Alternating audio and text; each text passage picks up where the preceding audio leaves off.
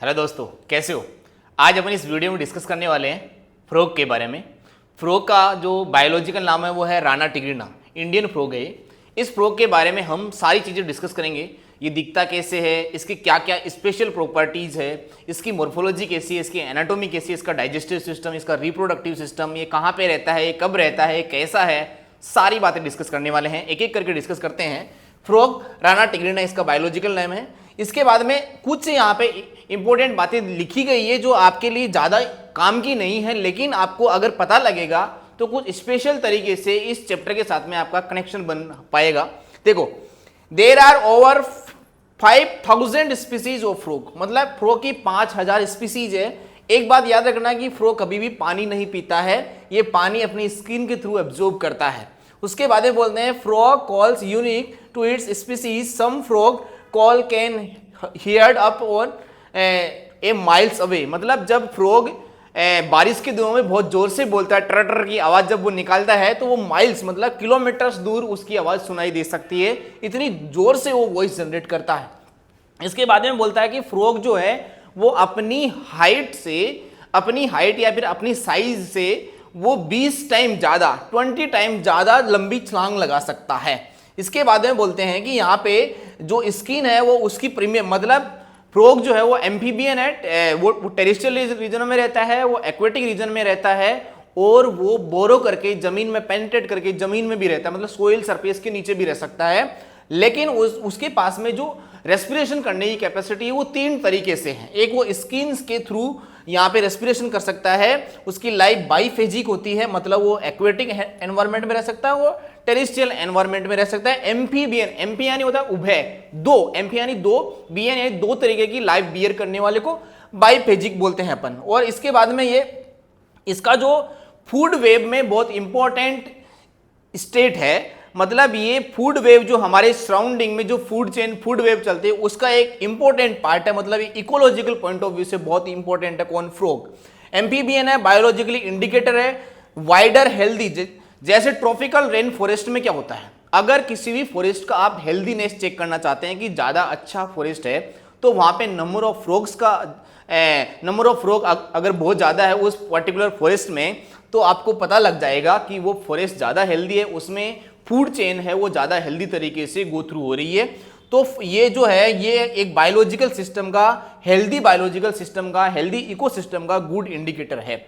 इसके बाद में पुरानी माइथोलॉजिकल बातें करते हैं थोड़ी सी। इजिप्ट में, मिस्र में फ्रॉग को यहाँ पे फर्टिलिटी और लाइफ का क्या माना गया है? गॉडनेस माना गया है, ये भगवान मानते हैं। इजिप्ट में हेकेट नाम की देवी को इस नाम से यहाँ पे रिप्रेजेंट करते हैं। तो ये यहाँ से क्या रिप्रेजेंट करते हैं?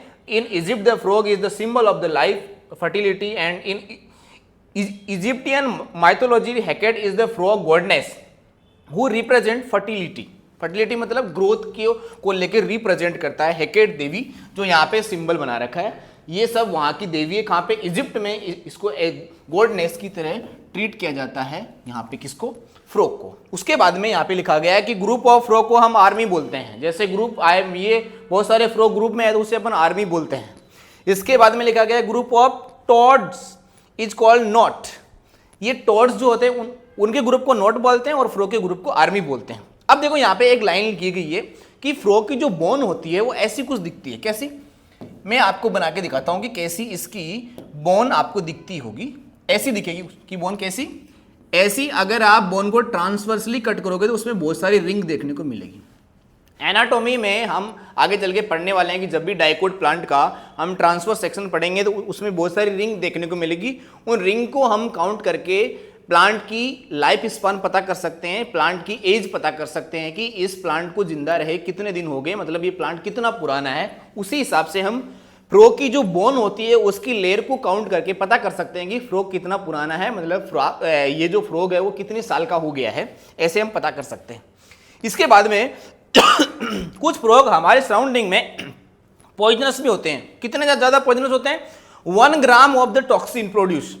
एक फ्रॉग है जिसका नाम क्या है? Golden dart. ये गोल्डन डार्ट जो बेटा यहाँ पे फ्रॉग है वो इतना ज्यादा पॉइजनस है कि 1 ग्राम पॉइजन से हम 1 लाख लोगों को खत्म कर सकते हैं।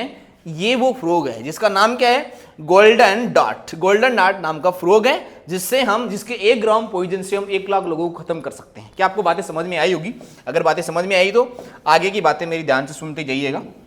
इसके बाद में यहाँ पे बात की गई है कि फ्रॉग वो लैंड रीजन में, फ्रेश वाटर में सब जगह रह सकता है, इसलिए एम्फीबियन बोलते हैं। फाइलम कोडेटा है। इसके बाद में यहाँ पे connective the most common species of frog found in India, नाम क्या, राना टिग्रिना, शुरुआत में मैंने चर्चा कर दी थी। They do not have constant body temperature, poikilothermic बोलते हैं इसे, ये कोल्ड ब्लडेड है। क्यों? क्योंकि ये सराउंडिंग के हिसाब से अपनी बॉडी का टेम्परेचर चेंज कर लेते हैं, मतलब अपनी बॉडी का टेम्परेचर ये कांस्टेंट नहीं रख पाते। कौन?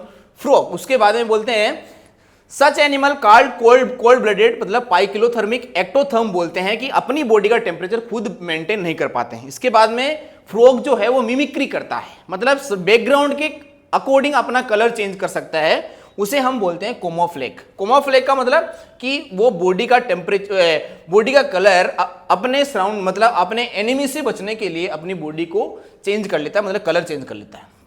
इसके बाद में बोलते हैं कि कलरेशन को हम मिमिक्री बोलते हैं। During peak summer and peak winter periods frog take shelter in deep burrow to protect them extreme heat and cold. आपने कभी बहुत ज़्यादा गर्मी पड़ रही हो या फिर बहुत ज़्यादा ठंडी हो तो आपने फ्रॉग नहीं देखे होंगे, क्योंकि उस हाई टेम्परेचर पे या फिर उस लो टेम्परेचर पे फ्रॉग सर्वाइव नहीं कर सकता, क्योंकि बॉडी के टेम्परेचर को ये हमेशा मेंटेन्ड कंडीशन में रख ही नहीं सकता। समझे मेरी बात? इसके बाद में बोलते हैं कि जो भी फ्रॉग जो जब समर में स्लीप करता है या फिर कोई भी ऑर्गेनिज्म जब समर में अपने आप को यहाँ पे सुला देता है, उसे अपन बोलते हैं एस्टिवेशन, और यहाँ पे विंटर में तो उसे अपन बोलते हैं हाइबरनेशन। एस्टिवेशन और हाइबरनेशन टर्मिनोलॉजी आपके दिमाग में होनी चाहिए। इसके बाद में यहाँ पे फ्रॉग का फोटो दे रखा है। ये जो फोटो है यहाँ पे, ये जो फ्रॉग है इसका जो ये आउटर सरफेस है ये थोड़ा सा स्मूथ होता है, और इसके बाद में यहाँ पे ये जो इसका माउथ दे रखा है, जो दे रखा है, बकल कैविटी दे रखी है, और यहाँ पे ये वाला डायग्राम भी आप ध्यान से देखेंगे तो आगे की कुछ थियरीज आपको समझ में आने लग जाएगी। आगे चल के देखते हैं कि आगे क्या बताया गया है। आगे इस चैप्टर में क्या बताया गया है, मोर्फोलॉजी कैसी है फ्रॉग की। देखो शुरुआत में नाम लिखी कि इसकी सरफेस कैसी होती है, स्मूथ होती है, स्लिपरी होती है, मतलब चिकनी सरफेस होती है।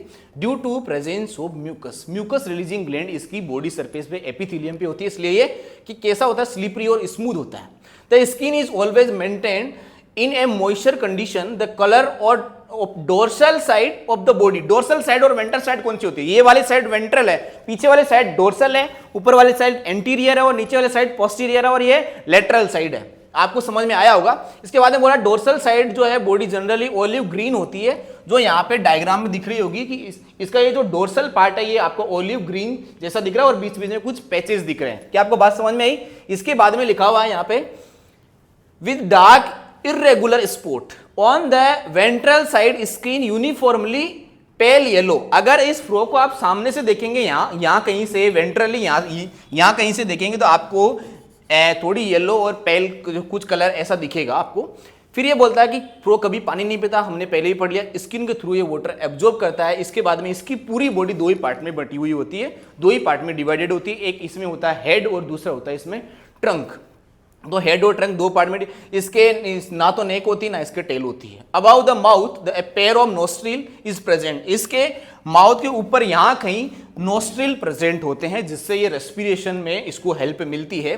इसके बाद में बोलते हैं कि eyes are bulge and covered in nictitating membrane. जो इसकी आईज होती है इसके ऊपर नेक्टेटिंग मेम्ब्रेन लगी होती है, जिसकी वजह से क्या होता है, जब भी ये पानी में जाता है तो इसकी आंखों को वो प्रोटेक्शन दे रहा होता है। कौन? ये नेक्टेटिंग मेम्ब्रेन। उसके बाद में बोलता है कि फोर लिम और हाइंड लिम में कुछ फर्क होता है, आप देख के पता कर सकते हैं कि जो फोर लिम होता है उसमें इसमें 5 डिजिट होती है, और जो फोर लिम जो हाइंड लिम होता है उसमें 4 डिजिट होती है, मतलब 4 ही उसमें फिंगर्स होती है। इसके बाद में बोलता है कि जो इसकी जो ये यहाँ पे डिजिट होती है इनके बीच में ऐसे वेबिंग होती है, जिसकी वजह से क्या होता है, ये स्विमिंग में इसको हेल्प मिलती है। जैसे मैं यहाँ पे बता दूं कि ये वाली इसकी यहाँ पे डिजिट है, दूसरी वाली ये डिजिट है, लेकिन बीच में ये इसमें वेबिंग है, जिसकी वजह से क्या होता है, इसको स्विमिंग में थोड़ी हेल्प मिलती है। तो यहाँ पे लिख भी रखा है the hind limb and the 5 digit and of 5 digit and there are the layer and muscular then forelimb had 4 digit, मतलब फोर लिम में इसमें 4 डिजिट और हाइंड लिम में 5 डिजिट होती है। फिट हैव वेबिंग डिजिट, जिसकी वजह से स्विमिंग में हेल्प मिलती है। आगे की लाइन ध्यान से पढ़ोगे तो पता लगेगा कि फ्रॉग में मेल फ्रॉग और फीमेल फ्रॉग दोनों को हम मॉर्फोलॉजिकली बाहर से देख के पता कर सकते हैं कि कौन सा मेल है और कौन सा फीमेल है। इसका मतलब उसमें सेक्सुअल डायमॉर्फिज्म देखने को मिलती है। सेक्सुअल डायमॉर्फिज्म का बेटा मतलब सिंपल सा होता है कि मेल फ्रॉग और फीमेल फ्रॉग आपको दूर से या फिर पास में जाके आप जब देखोगे तो आपको पता लग जाएगा कि कौन सा मेल फ्रॉग है और कौन सा फीमेल फ्रॉग है। जैसे उसके फोर लिम्ब में यहाँ पे एक पेड होता है, कोपुलेटरी पेड जिसे अपन बोलते हैं, जिसके बेस पे हम बहुत सारी चीजों को ऑब्जर्व करके चेक कर सकते हैं कि कौन सा मेल है और कौन सा फीमेल है। यहाँ पे डिजिट देख सकते हो कि यहाँ पे 4 डिजिट है और यहाँ पे आप देखोगे तो यहाँ पे 5 डिजिट आपको देखने को मिलेगी, जो अपने थ्योरी में रिवाइज भी किया है, देखा भी है।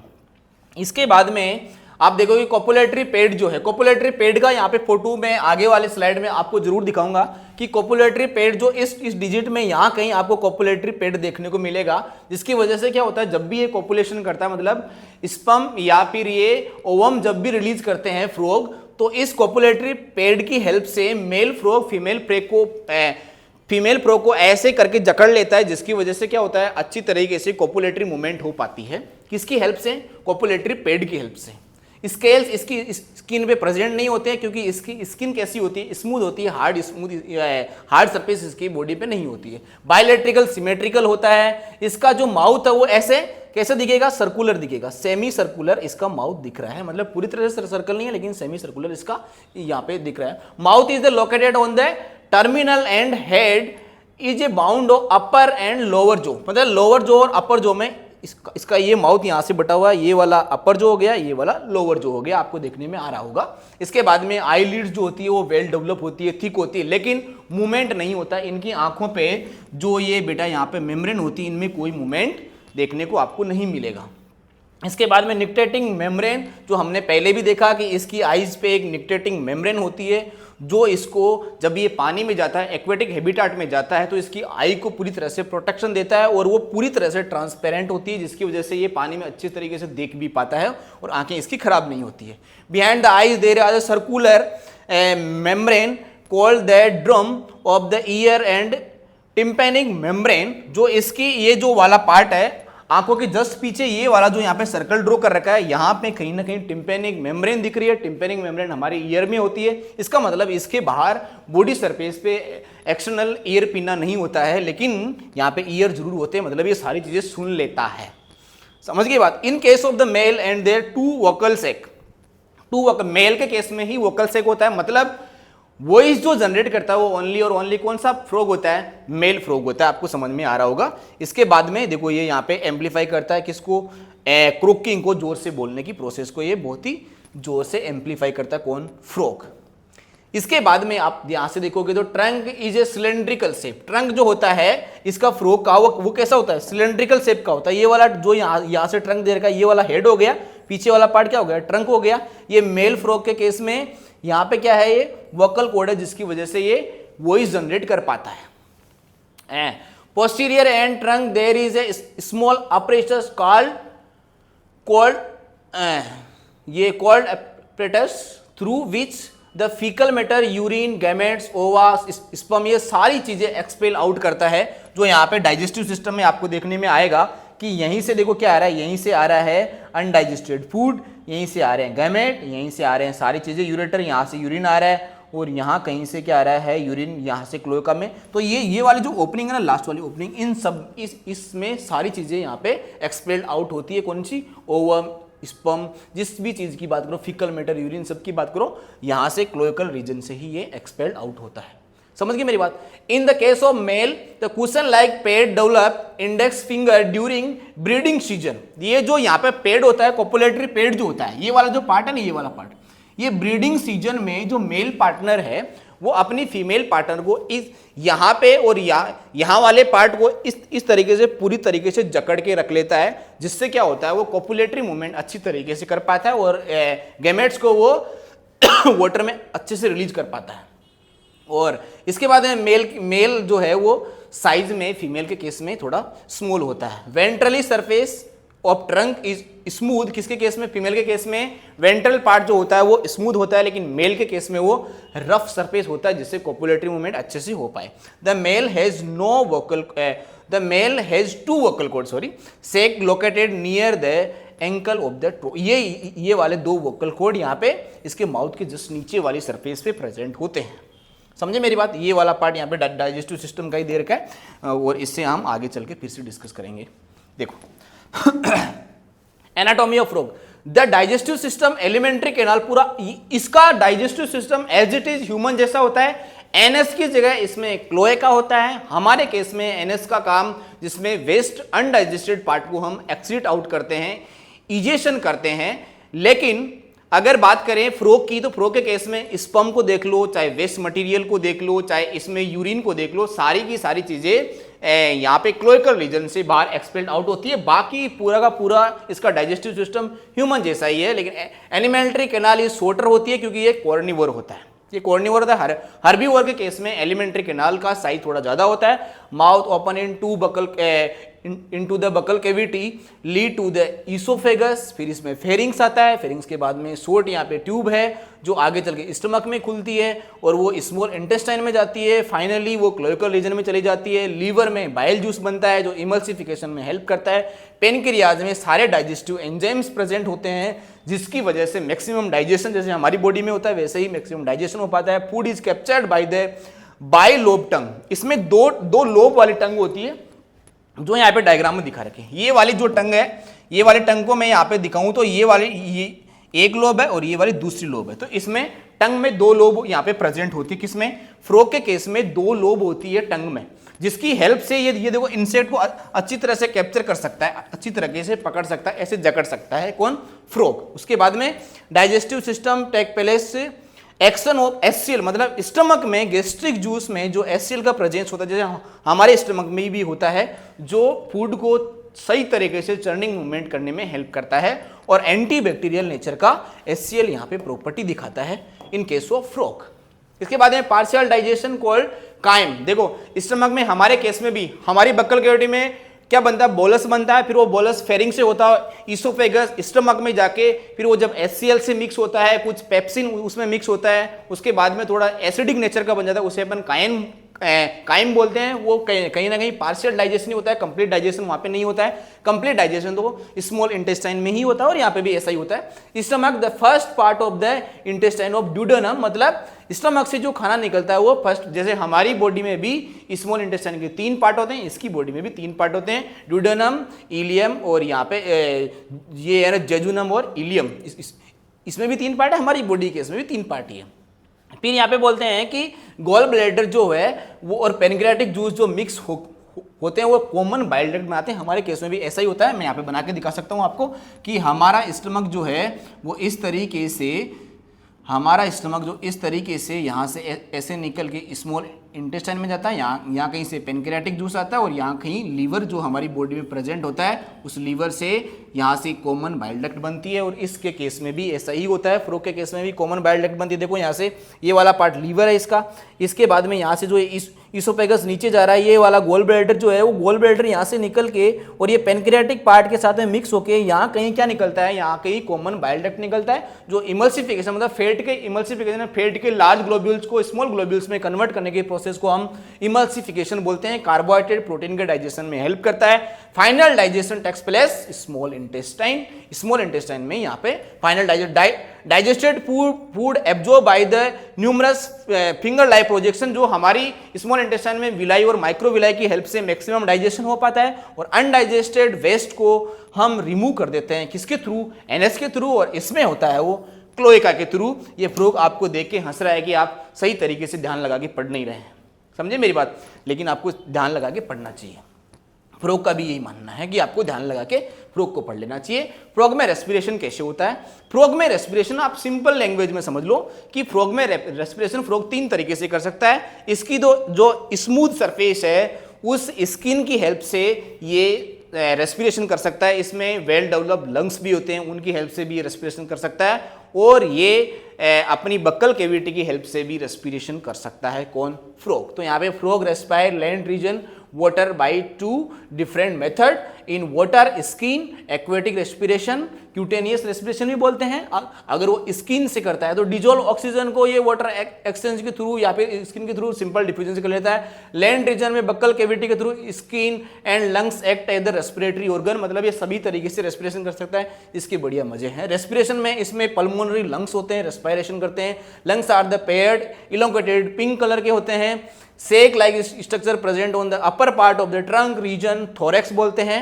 और लेकिन थोरेक्स इसकी के केस में होता नहीं है, इसके केस में हेड होता है और पूरा ट्रंक होता है। थोरेक्स रीजन यहाँ पे नहीं होता है। Air enter through the nostril into the buccal cavity, और बकल कैविटी की हेल्प से करता है। ये क्या है, बकल कैविटी में खूब सारी हवा भरता है और फिर उससे प्रेस करता है, और प्रेस करने की हेल्प से वो लंग्स में अंदर एयर पास होते हैं, जिससे क्या होता है सिंपल डिफ्यूजन से एक्सचेंज अच्छी तरीके से हो पाता है। उसके बाद में बोलते हैं vascular system of the frog is well developed और क्लोज्ड होता है, क्लोज कंडीशन में होता है। लिम्फेटिक सिस्टम भी वेस्कुलर, इसमें सर्कुलेटरी सिस्टम के साथ में इसमें लिम्फेटिक सिस्टम भी होता है। और उसके बाद में blood vascular system involve heart blood vessels होती है, ब्लड होता है, लिम्फेटिक सिस्टम होता है, कंटिन्यू होता है, और इसमें लिम्फ के चैनल होते हैं, लिम्फ नोड होते हैं, मतलब अच्छी तरीके का डेवलप इसमें इम्यून सिस्टम भी होता है। अब यहाँ पे आप इसमें डायग्राम में देख सकते हैं कि ये इसके नोस्ट्रिल जो है उसकी हेल्प से ये लंग्स में यहाँ पे, और ये माउथ मतलब बक्कल कैविटी की हेल्प से भी यहाँ पे पूरी तरह से प्रेशर डाल के यहाँ पे लंग्स में एयर को पास करता है। मॉइस्ट स्किन से ये रेस्पिरेशन कर सकता है। लंग्स इसके पास में प्रेजेंट है और ये अपनी स्किन की सरफेस से भी सिंपल डिफ्यूजन से रेस्पिरेशन कर सकता है। इसके बाद में यहाँ पे फिर से इसके लंग्स दिखा रखे हैं, ये वाले लंग्स है, इसके लेफ्ट लंग है, ये राइट लंग है। ये माउथ से यहाँ से रेस्पिरेशन करेगा। ट्रेकिया इसके पास में है, इसके पास में राइट लंग यहाँ पे प्रेजेंट है। पल्मोनरी आर्टरी इसके पास में प्रेजेंट है, मतलब सारा वेल डेवलप सिस्टम इसके पास में प्रेजेंट है। नीचे वाले पार्ट में आपको देखने में आ रहा होगा कि बक्कल कैविटी में देखो, ये वाली बक्कल कैविटी को जब ये यहाँ से एयर फिल करता है तो इसकी बक्कल कैविटी ऐसे नीचे निकल जाती है। फिर ये यहाँ से प्रेशर डाल के क्या करता है कि इस लंग्स को पूरी तरह से एयर फिल्ड कर देता है, और आराम से नोस्ट्रिल की हेल्प से और बक्कल कैविटी की हेल्प से ये रेस्पिरेशन बेटर तरीके से कर पाता है। कौन? फ्रॉग। नेक्स्ट यहाँ पे फ्रॉग में सर्कुलेटरी सिस्टम आप देखेंगे तो हमारे जैसा ही मस्कुलर हर्ट इसमें देखने को मिलता है। देखो फ्रॉग आपके लिए दिल लेके आया है, और इसका मस्कुलर हर्ट आपको देखने में आया होगा कि जो एक्वेटिक हैबिटेट में कंप्लीटली जो एक्वेटिक ऑर्गेनिज्म है उनमें बाई चेम्बर्ड हर्ट होता है, मतलब दो ही चेम्बर होते हैं, एक एट्रियम होता है और एक वेंट्रिकल होता है। लेकिन एम्फीबियन में और रेप्टाइल्स में, कुछ रेप्टाइल्स में 4 चेम्बर्ड है, लेकिन रेप्टाइल्स में और एम्फीबियंस में दोनों में कैसे होता है 3 चेम्बर्ड हर्ट होता है, जिसमें 2 एट्रियम होता है, राइट एट्रियम, लेफ्ट एट्रियम और वेंट्रिकल एक होता है। इसलिए जब ब्लड यहां से यहां पे आएगा और यहां से यहां पे आएगा तो क्या होगा, यहाँ पे ब्लड की मिक्सिंग हो जाएगी। सर्कुलेटरी सिस्टम को आप ध्यान से देखेंगे तो आपको समझ में आएगा कि ये चेम्बर है, ये चेम्बर है, और यहां से भी ब्लड यहाँ पे आ रहा है, फिर यहां से यहाँ पे आ रहा है, और फिर जब यहां से प्रेशर होता है तो ऊपर जब ब्लड जा रहा होता है। तो मुझे बताओ ध्यान से सुन के कि फ्रॉग के केस में, एम्फीबियन के केस में जो ब्लड होता है वो प्योर ब्लड होता है कि मिक्स ब्लड होता है कि इम्प्योर ब्लड होता है? तो आंसर आपका जाना चाहिए इसमें मिक्स ब्लड होता है, क्योंकि राइट एट्रियम में यहाँ पे इम्प्योर ब्लड आएगा और लेफ्ट एट्रियम में यहाँ पे प्योर ब्लड आएगा, लेकिन वेंट्रिकल में आते आते मिक्स हो जाएगा ये पूरी तरह से। इसलिए यहाँ पे मिक्स ब्लड का फ्लो होता रहता है, इसीलिए ये पाइकिलोथर्मिक है, इसीलिए ये बॉडी का टेम्परेचर मेंटेन नहीं कर पाते। इसके बाद में यहाँ पे एक क्या दे रखा है, यहाँ पे एक ट्राइंगुलर शेप की स्ट्रक्चर आपको देखने में आएगी। ऐसी एक स्ट्रक्चर है जो यहाँ पे ट्रायंगुलर शेप की, इस ट्रायंगुलर शेप की यहाँ से इसे साइनस विनोसस बोलते हैं। इस ट्रायंगुलर शेप की स्ट्रक्चर में सभी वेना के आके खुलती है, और फिर ये साइनस विनोसस किस में जाके खुलता है, ये राइट एट्रियम में जाके ओपन होता है, और उसके बाद में ब्लड का फ्लो आगे चलता रहता है। इसके बाद में बोलता है कि यहाँ से ब्लड जो कलेक्ट करता है वेन्स, वो डिफरेंट पार्ट्स में जाके, और ये विनस सिस्टम में जाके स्पेशल विनस यहाँ पे कनेक्ट होता है बिटवीन लीवर, इंटेस्टाइन और किडनी के साथ में, जिससे अपन हिपेटिक पोर्टल सिस्टम और रीनल पोर्टल सिस्टम के नाम से जानते हैं। आगे वाली स्लाइड में मैं आपको फोटो दिखाता हूँ और आपको समझ में आ जाएगी चीजें कि क्या क्या मैं बोलने जा रहा हूँ। देखो ये वाला जो पार्ट है ना, ये वाला पार्ट आपका डाइजेस्टिव सिस्टम हो गया।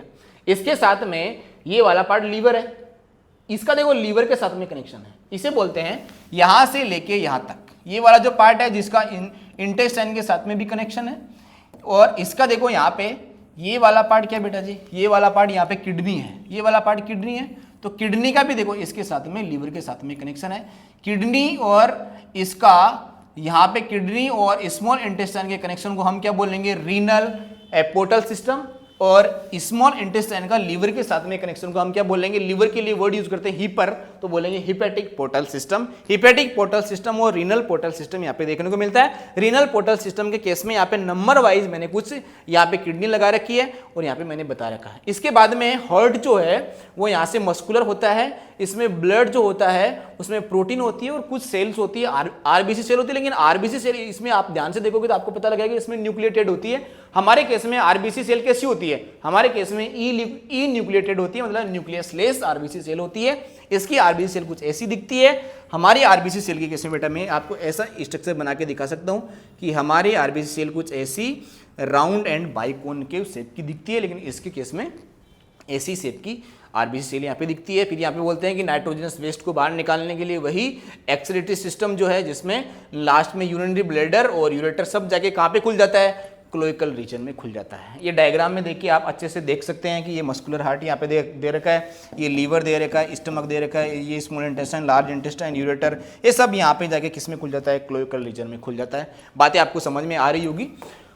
उसके बाद में आगे चलते हैं। आगे देखो क्या है, आगे यहाँ पे दे रखा है कि kidney compact dark red brown bean shape की होती है, ये सिचुएटेड होती है little posterior in body cavity both side, मतलब लीवर जो है यहाँ पे दोनों साइड में क्या होती है, फैली होती है। पिछले वाले डायग्राम में आपने जरूर देखा होगा लीवर को कि लीवर किस तरीके से यहाँ पे ये वाला लीवर देखो यहाँ पे दोनों साइड में फैला हुआ है, इसी को बता रहा है ये पोस्टीरियर एंटीरियर। इस kidney compress several structures of the functional unit called uriniferous tubule. अब यहाँ पे एक नाम आएगा, यूरिनिफेरस ट्यूब्यूल क्या है, यहाँ पे देखना ये वाला जो पार्ट है, ये वाला पार्ट यहाँ पे है क्लोएका, इसमें किडनी से यहाँ पे ये वाली डक्ट आ रही है, इसके बाद में ये एक डक्ट यहाँ से आ रही है, ये वाला पार्ट क्या है, यूरिनरी ब्लैडर है, तो यूरिनरी ब्लैडर से यहाँ से डक्ट आ रही है। इसके बाद में देखो ओपनिंग ऑफ ओविडक्ट, ओविडक्ट की ओपनिंग यहाँ पे सेपरेट है, ये सेपरेट ओपनिंग है, लेकिन किडनी की ओपनिंग यहाँ से अलग से है। लेकिन मेल के केस में आपको देखने में आएगा कि जो स्पर्म वाली जो बेटा डक्ट है वो और यूरिन वाले दोनों डक्ट यहाँ पे कॉमनली यहाँ कहीं ऐसे आके फ्यूज होगी, और ये फीमेल के केस में दोनों अलग अलग आके क्लोइकल रीजन में खुलती है। इतना सा फर्क है, बाकी कुछ फर्क नहीं है।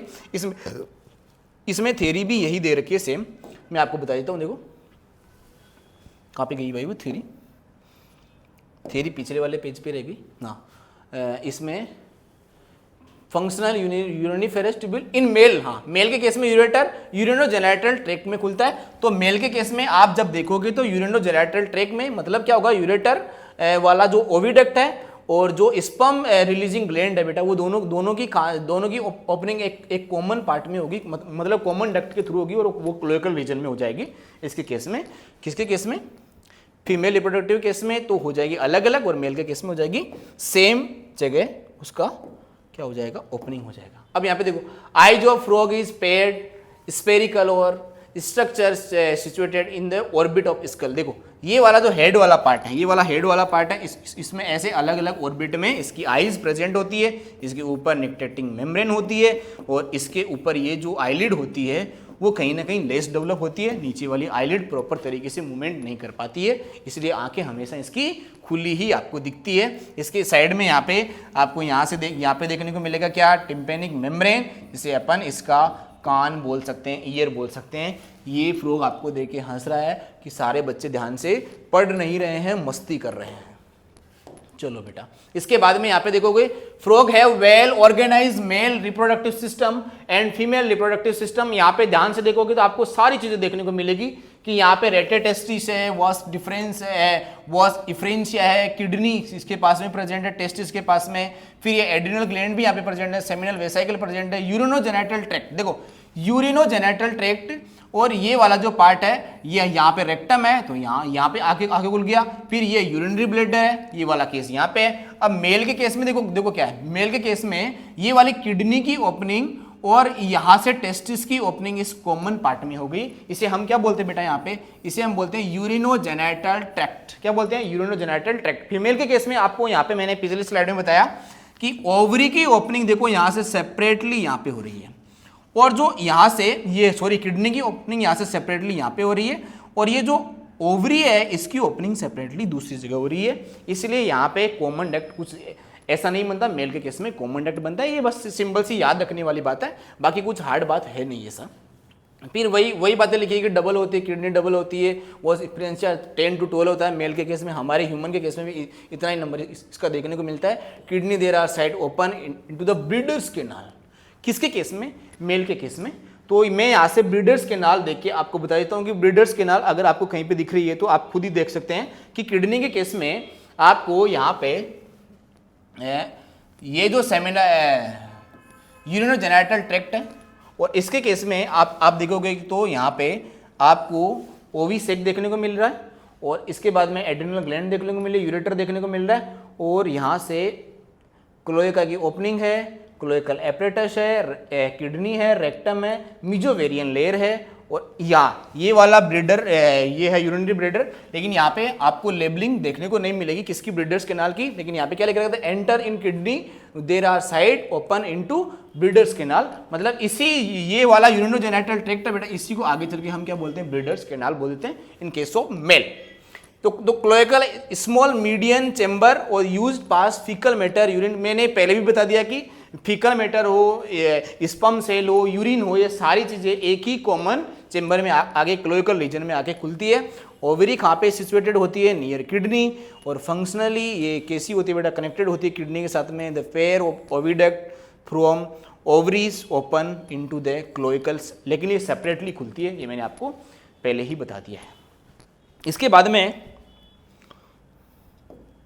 देखो यहाँ पे the mature female can be, एक मैच्योर फीमेल जो होती है वो एक बार में 2500 से 3000 ओवर रिलीज कर सकती है। तो यहाँ पे देखो, अगर ये यहाँ पे फीमेल है जो ओवर रिलीज कर रही है, और ओवर रिलीज करने के बाद में यहाँ पे देखो, ओवर रिलीज करने के बाद में क्या होगा भाई?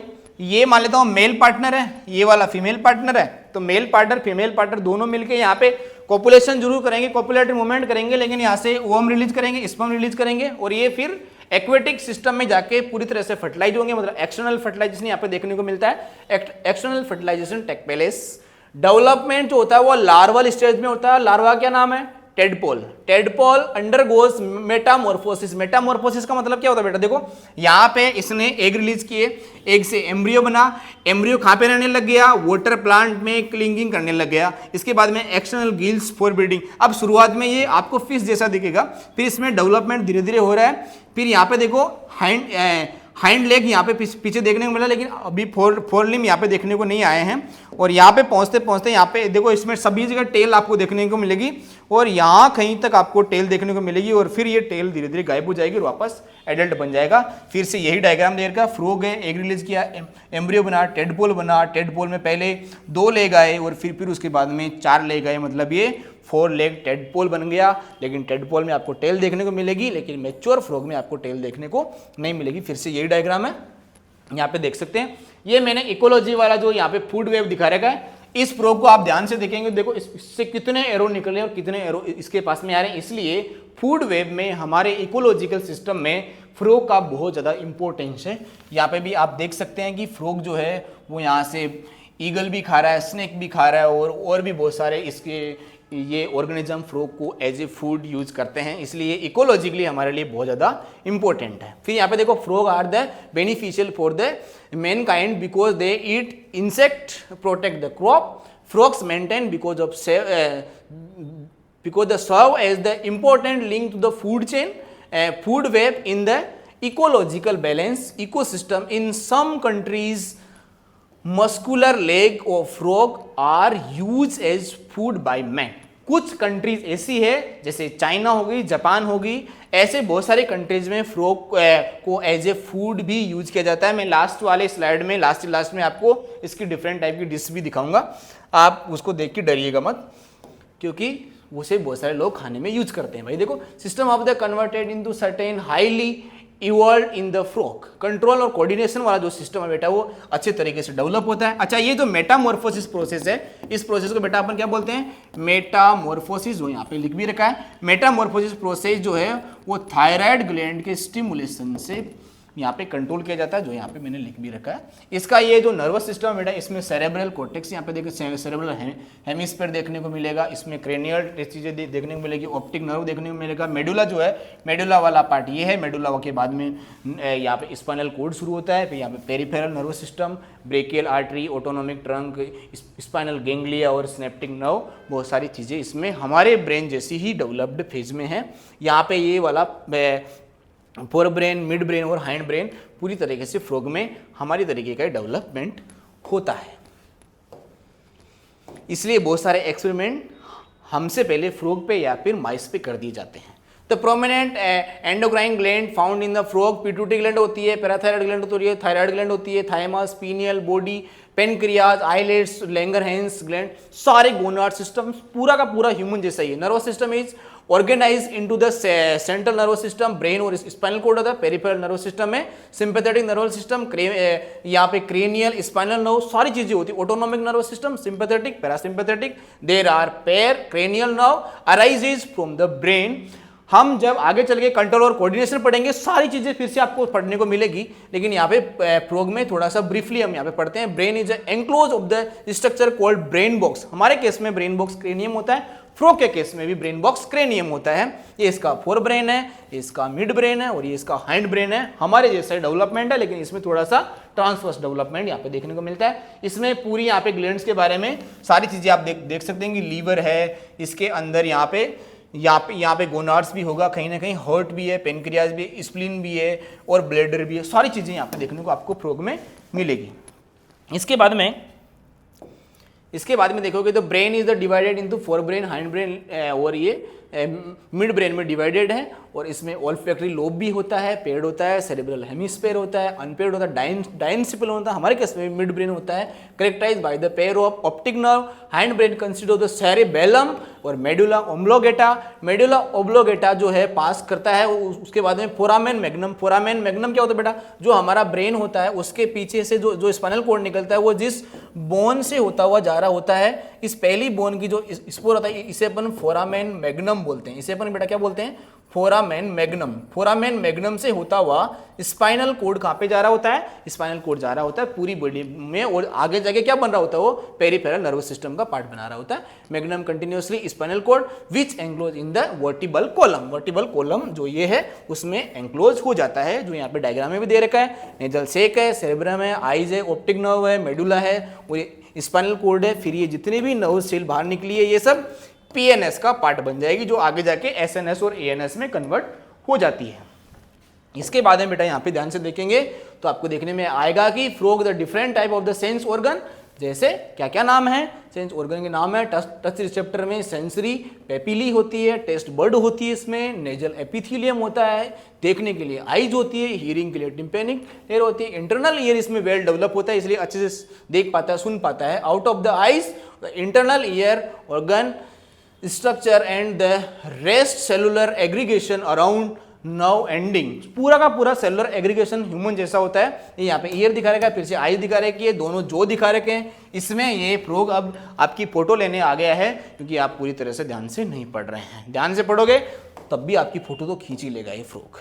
चलो, इसके बाद में ये डिफरेंट टाइप की डिश देखने को मिल रही है। जापान में, चाइना में, बहुत सारी कंट्रीज ऐसी है जैसे फ्रॉग को एज ए फूड यूज किया जाता है। ये देखो फ्रॉग की टांगे हैं, ये पूरा फ्रॉग यहाँ पे तेल में तल दिया गया है मिर्ची लगा के, और उसके बाद में ये देखो सीधे सीधे फ्रॉग यहाँ पे फ्रॉग को एज ए फूड, ये देखो बढ़िया सी तरीके से आदमी सब्जी बना के खा रहे हैं यहाँ पे फ्रॉग को, और यहाँ पे इसके नमक मिर्ची मसाला मिला के बढ़िया तरीके से टेस्ट लिया जा रहा है। ये आपका फ्रॉग यहाँ पे कंप्लीट होता है। सारे बच्चों को समझ में आया होगा। फिर भी कोई अगर आपको डाउट है छोटा मोटा, तो सारे बच्चे मेरे को कमेंट करके जरूर पूछेगा, मैं आपके हर क्वेश्चन का आंसर दूंगा। Okay, thank you.